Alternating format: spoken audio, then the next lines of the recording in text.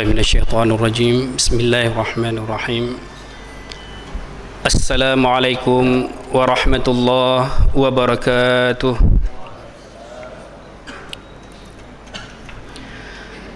الحمد لله الذي أرسل رسوله بالهدى ودين الحق ليظهره على الدين كله ولو كره المشركون أشهد أن لا إله إلا الله وحده لا شريك له وأشهد أن محمدا عبده ورسوله لا نبي بعد اللهم صل وسلم وبارك على سيدنا محمد وعلى آل سيدنا محمد كما صليت على سيدنا إبراهيم وعلى آل سيدنا إبراهيم في العالمين إنك حميد مجيد سبحانك لا علم لنا إلا ما علمتنا إنك أنت العليم الحكيم فيا عباد الله أوصيكم وإياي بتقوى الله فقد فاز فوزا عظيما وقال الله تعالى في القرآن الكريم وهو أصدق القائلين أعوذ بالله من الشيطان الرجيم إن الله وملائكته يصلون على النبي يا أيها الذين آمنوا صلوا عليه وسلموا تسليما اللهم صل وسلم وبارك على سيدنا محمد وعلى آله وصحبه وبارك وسلم رب اشرح لي صدري ويسر لي أمري واحلل عقدة من لساني يفقه قولي اللهم يسر ولا تعسر ربي تمم بالخير. Ma'asyiral muslimin, sidang jamaah salat asar yang dimuliakan Allah Subhanahu wa taala. Puji dan syukur kita kehadirat Allah Subhanahu wa taala. Allah Subhanahu wa taala adalah tempat kita bermohon. Allah tempat kita senantiasa meminta kepadanya. Demi Allah, wallahi kita semua pasti akan mati. Seperti mana kita tidur dalam tidur kita, dan kita pula pasti akan dibangkitkan oleh Allah sebagaimana kita bangun dari tidur kita. Dan Allah pasti akan menghisab kita berdasarkan dengan amal-amal perbuatan yang pernah kita lakukan. Maka sungguh amal kebaikan akan dibalas dengan kebaikan. Amal yang buruk di dunia ini juga pasti akan dibalas dengan keburukan oleh Allah Subhanahu wa taala. Allah menjanjikan syurga yang kekal abadi, dan Allah pula lah telah menjanjikan neraka yang kekal abadi. Oleh sebab itu, waspadalah diri kita, senantiasalah kita bertakwa kepada Allah Subhanahu wa taala dengan senantiasa meningkatkan amal soleh kita kepadanya, dengan menjalankan setiap perintah-perintahnya dan juga meninggalkan setiap larangan-larangan Allah Subhanahu wa taala. Sidang jemaah yang dimuliakan Allah, salawat besertakan salam kita kehadiran Nabi besar Muhammad sallallahu alaihi wasallam. Rasulullah sallallahu alaihi wasallam adalah sosok manusia yang teragung yang Allah utuskan ke muka bumi ini. Dan kita bersyukur kepada Allah Subhanahu wa taala dengan diutusnya baginda Muhammad sallallahu alaihi wasallam ke muka bumi ini. Maka bagindalah yang telah membukakan kita, yang telah membukakan mata kita, yang telah membawa kita dari alam kekufuran, daripada kesyirikan kita kepada Allah Subhanahu wa taala dengan mentauhidkan la ilaha illallah Muhammadar Rasulullah sallallahu alaihi wasallam. Beruntunglah kita, Rasulullah sallallahu alaihi wasallam dijadikan sebagai ikutan oleh Allah Subhanahu wa taala.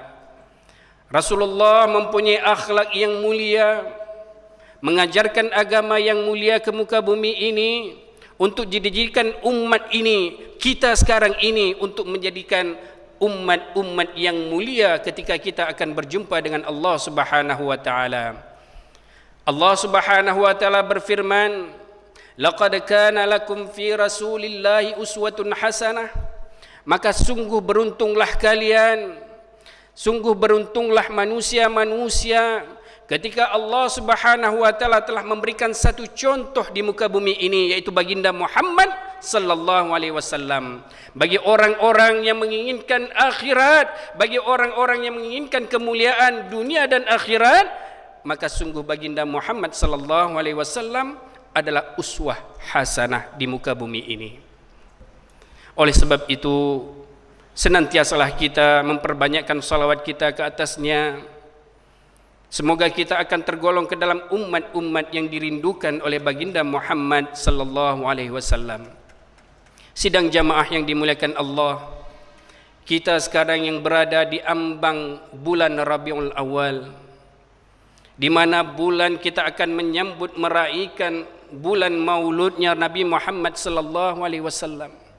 Namun apa gunanya, apa faedahnya ketika kita mencintai baginda Muhammad sallallahu alaihi wasallam namun kita tidak mengenal siapa itu Muhammad sallallahu alaihi wasallam?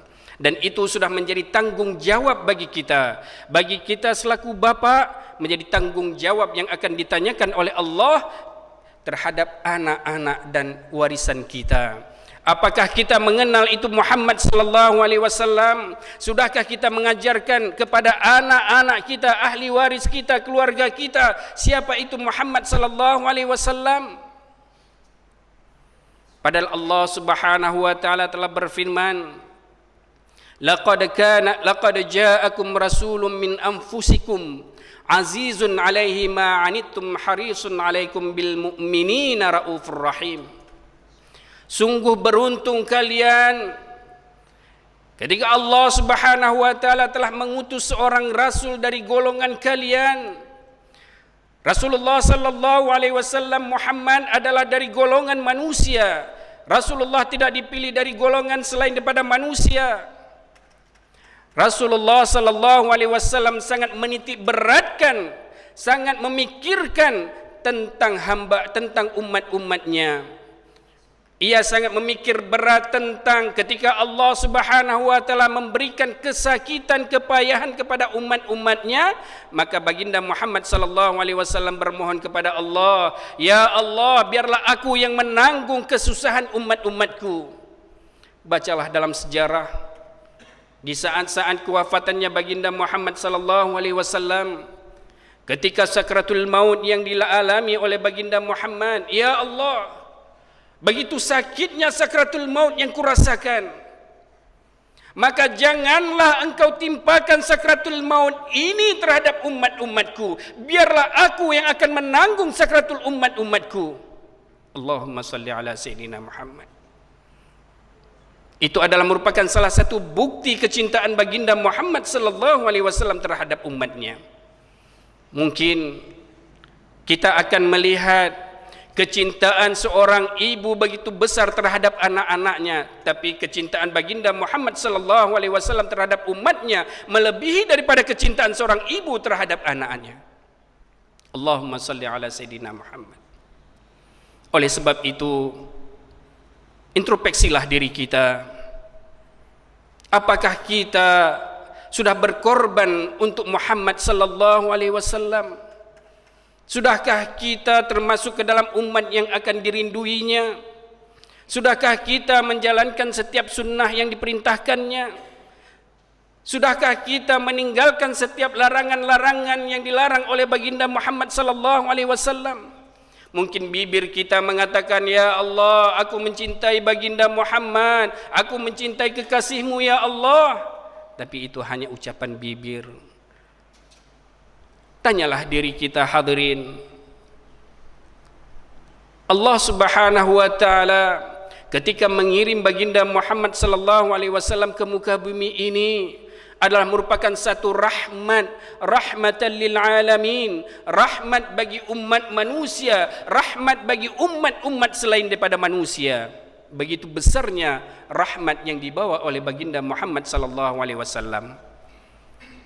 Lihatlah bagaimana Allah Subhanahu wa taala karena mengasihani, karena mencintainya baginda Muhammad sallallahu alaihi wasallam sebagai Habibullah, sebagai kekasihnya Allah, maka Allah Subhanahu wa taala juga memuliakan umat-umat Muhammad yang Allah tidak berikan kepada umat-umat sebelum Rasulullah sallallahu alaihi wasallam. Lihatlah di dalam sejarah sebagaimana diriwayatkan oleh Abu Laith Ats-Samarqandi dalam kitabnya Tanbihul Ghafilin, di antara kemuliaan-kemuliaan Allah yang diberikannya terhadap umat-umat Muhammad, bahwa Allah Subhanahu wa taala memberikan umat-umat Muhammad di muka bumi ini, mereka berupa orang-orang yang agak lemah berbanding dengan umat-umat sebelumnya. Karena kasih sayang Allah, maka Allah menjadikan umat Muhammad ini menjadi umat yang lemah, dikarenakan Allah menginginkan umat Muhammad ini jangan berlaku sombong di atas muka bumi ini. Allah menjadikan umat Muhammad ini, mereka menjadi orang-orang yang kecil berbanding dengan umat-umat Nabi sebelumnya, dikarenakan Allah Subhanahu wa taala tidak ingin membebankan umat Muhammad ini dengan makan dan minumnya. Allah juga menjadikan umur umat Muhammad menjadi umur yang pendek berbanding dengan umat-umat yang lainnya, dikarenakan Allah Subhanahu wa taala kasihnya terhadap umat Muhammad ini supaya mereka tidak berlaku dosa yang begitu banyaknya di muka bumi ini. Begitu banyaknya, bahkan juga Allah Subhanahu wa taala menjadikan umat Muhammad ini umat yang mulia di akhir zaman, karena Allah menginginkan umat Muhammad ini tidak tidur di dalam kubur dengan begitu lamanya. Allahu Akbar. Dan juga di dalam kitab Tanbihul Ghafilin dikisahkan bahwa Nabiullah Adam alaihissalam, ia memuji kepada umat-umat Muhammad, bahkan ia meminta kepada Allah Subhanahu wa taala untuk dijadikan umatnya, umat Muhammad sallallahu alaihi wasallam. Lihatlah apa kata Nabiullah Adam, karena Allah Subhanahu wa taala telah memuliakan umat Muhammad sallallahu alaihi wasallam di muka bumi ini, maka Allah Subhanahu wa taala, lihatlah, Allah memberikan kemuliaan itu yang tidak diberikan kemuliaan itu terhadap Nabi Adam alaihissalam. Nabi Adam berkata, ketika aku berada di syurga, maka ketika Allah Subhanahu wa taala murka terhadap dosa yang telah kukerjakan, maka Allah Subhanahu wa taala menetapkan diriku ke muka bumi ini, dan Allah menetapkan kota Makkah adalah tempat aku bertaubat. Namun Allah tidak menetapkan tempat bagi umat Muhammad. Mereka bisa bertaubat di mana saja. Ketika mereka berada di awan pun mereka bisa bertaubat. Ketika mereka berada di bumi mereka boleh bertaubat. Ketika mereka berada di dalam air pun mereka bisa bertaubat. Allah Subhanahu wa taala akan menerima taubat umat Muhammad dimanapun dan kapan saja pun mereka mau beristighfar, memohon ampunan Allah di atas segala setiap dosa, kesalahan yang ia kerjakan terhadap Allah. Nabi Adam juga berkata bahwa ketika aku melakukan maksiat kepada Allah di muka bumi, ketika aku melakukan maksiat kepada Allah di syurga, maka sekali ku berbuat maksiat, sekali ku berbuat dosa, maka Allah Subhanahu wa taala telah menelanjangi diriku, menelanjangi istriku.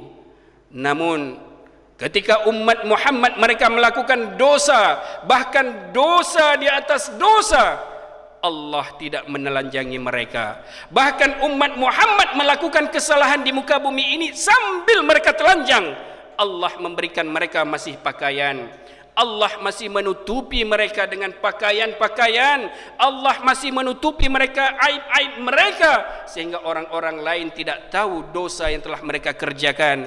Karena Allah masih menginginkan mereka mengucapkan astaghfirullah wa atubu ilaih.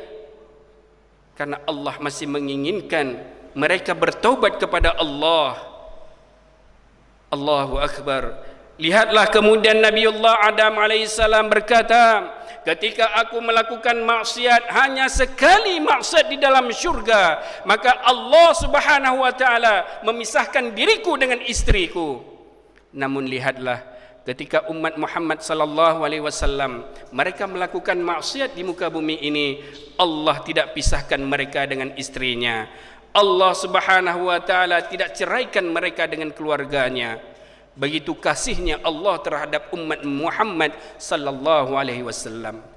Dan lihatlah Ketika aku melakukan dosa di dalam syurga, maka Allah Subhanahu wa taala murka terhadapku dan aku dikeluarkan dari syurga dan matiku di bumi Allah Subhanahu wa taala. Namun umat Muhammad, ketika mereka melakukan dosa-dosanya dan mereka bertaubat kepada Allah, sungguh mereka nantinya akan dimasukkan ke dalam syurga Allah Subhanahu wa taala. Lihatlah begitu mulianya umat Muhammad.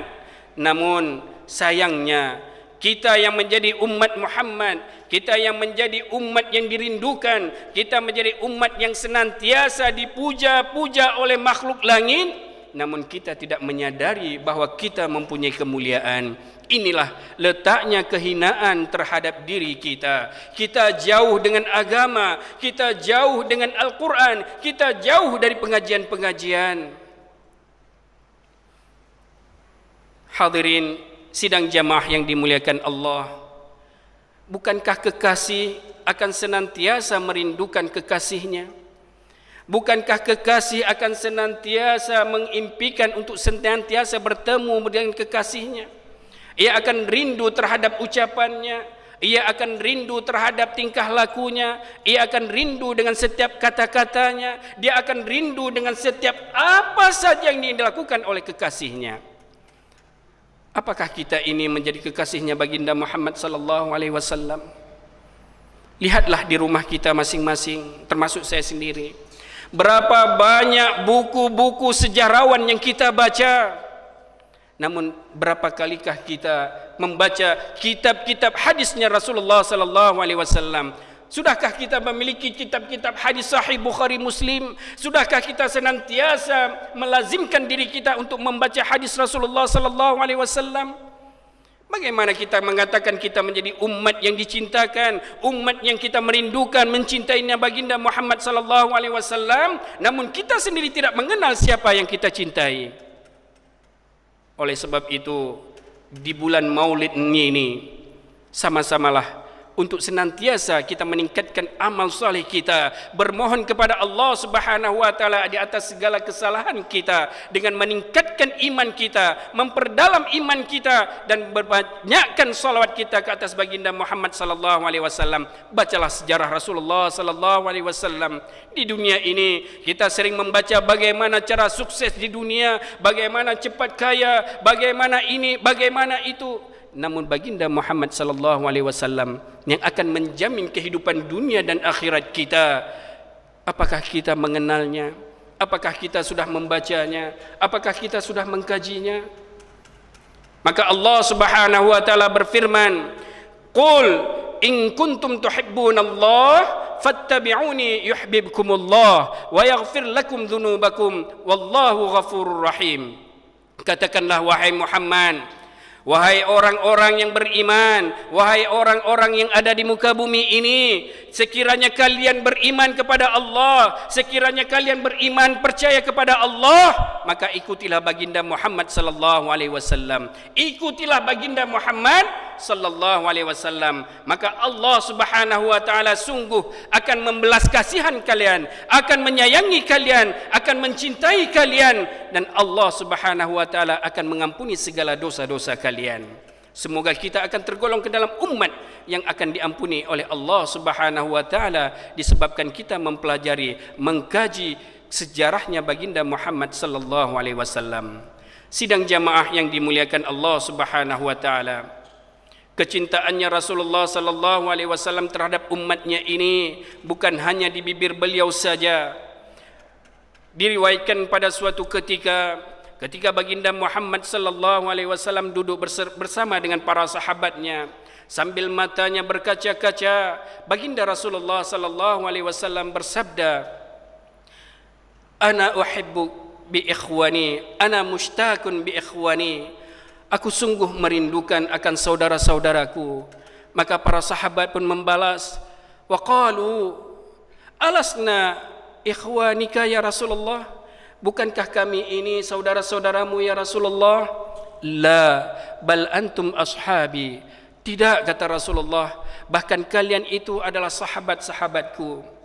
Ikhwani yang dikatakan dengan saudara-saudaraku, humul ladzi lam yarawni, mereka itulah orang-orang yang tidak bersamaku, mereka itulah orang-orang yang tidak hidup sezamanku, mereka itulah orang-orang yang tidak menatap diriku, itulah orang-orang yang tidak mengenal diriku. Walakinnahum yu'minu bi, akan tapi mereka beriman kepadaku. Allahumma salli ala Sayyidina Muhammad. Lihatlah kecintaan Rasulullah sallallahu alaihi wasallam terhadap kita ini. Semoga kita akan menjadi umat yang dikatakan oleh Rasulullah sallallahu alaihi wasallam, kita sekarang ini hidup tidak sezamannya Rasulullah. Kita bukan sahabatnya Rasulullah, kita bukannya menantunya Rasulullah, kita bukan siapa-siapanya Rasulullah. Namun karena kita beriman kepada Allah, kita beriman kepada Rasulullah sallallahu alaihi wasallam, semoga kita akan menjadi umat yang dirindukan oleh Muhammad sallallahu alaihi wasallam. Itulah di mana Rasulullah sallallahu alaihi wasallam diberi kelebihan oleh Allah Subhanahu wa taala, seorang nabi yang akan menunggu umatnya di pintu syurga dan tidak akan pernah memasuki syurga sebelum membimbing umat-umatnya akan datang masuk bersamanya baginda Muhammad sallallahu alaihi wasallam. Allahumma salli ala Sayyidina Muhammad, Allahumma salli ala Sayyidina Muhammad wa ala ali Sayyidina Muhammad. Ma'asyiral muslimin, sidang jamaah yang dimuliakan Allah, mulai dari sekarang biasakanlah lidah kita, lazimkanlah diri kita dengan menyebut dan senantiasa membacakan salawat ke atas baginda Muhammad sallallahu alaihi wasallam. Siapalah kita tanpa bimbingan, tanpa syafaatnya baginda Muhammad sallallahu alaihi wasallam pada hari kiamat kelak. Tiada nabi yang akan memberikan syafaat kepada umatnya melainkan baginda Muhammad sallallahu alaihi wasallam yang menjadi kekasih Allah. Tiada nabi dan rasul yang akan memperdulikan terhadap umat-umatnya pada hari kiamat kelak melainkannya Muhammad sallallahu alaihi wasallam. Oleh sebab itu Rasulullah sallallahu alaihi wasallam telah menegaskan di dalam hadisnya, la yu'minu ahadukum, tidak sempurna iman salah seorang di antara kamu, tidak sempurna iman kalian wahai hadirin, tidak sempurna iman wahai orang-orang yang beriman di muka bumi ini, hatta yakunallaha wa rasulah, sehingga ia menjadikan Allah dan Rasulnya ahabba ilahi min nafsihi wa waladihi wan nasi ajma'in, sehingga ia mencintai Allah, sehingga ia mencintai Rasulullah Muhammad sallallahu alaihi wasallam melebihi cinta terhadap dirinya, melebihi cinta terhadap kedua orang tuanya, melebihi cintanya terhadap segala makhluk yang ada di muka bumi ini. Lihatlah diri kita, tanyalah diri kita, bermuhasabahlah diri kita. Di manakah kita ketika Allah memanggil kita? Di manakah kita ketika Rasulullah sallallahu alaihi wasallam memerintahkan kita? Itulah sebabnya Rasulullah sallallahu alaihi wasallam berwasiat, man ahabba sunnati, barang siapa yang cinta dan suka terhadap sunnahku, faqad ahabbani, maka sungguh ia telah mencintaiku. Waman ahabbani, dan barang siapa yang mencintaiku, kata Nabi, kana ma'i fil jannah, sungguh ia akan bersamaku di dalam syurga kelak. Amin, amin ya rabbal alamin. Semoga kita akan masuk syurga bersamanya Rasulullah sallallahu alaihi wasallam yang akan menjadikan kita, yang akan memberikan syafaat terhadap kita. Semoga kita akan menjadi umat Muhammad yang akan dicintakan Allah Subhanahu wa taala dan tergolong ke dalam orang-orang yang senantiasa bibirnya dibasahi dengan istighfar kepada Allah Subhanahu wa taala. Astaghfirullahal azim, astaghfirullahal azim, astaghfirullahal azim. Aqulu qawli hadza subhanakallahumma wa bihamdika asyhadu an la ilaha illa anta astaghfirullah wa atubu ilaik. Semoga ada manfaatnya dan saya mohon maaf atas segala kekurangannya. Assalamualaikum warahmatullahi wabarakatuh.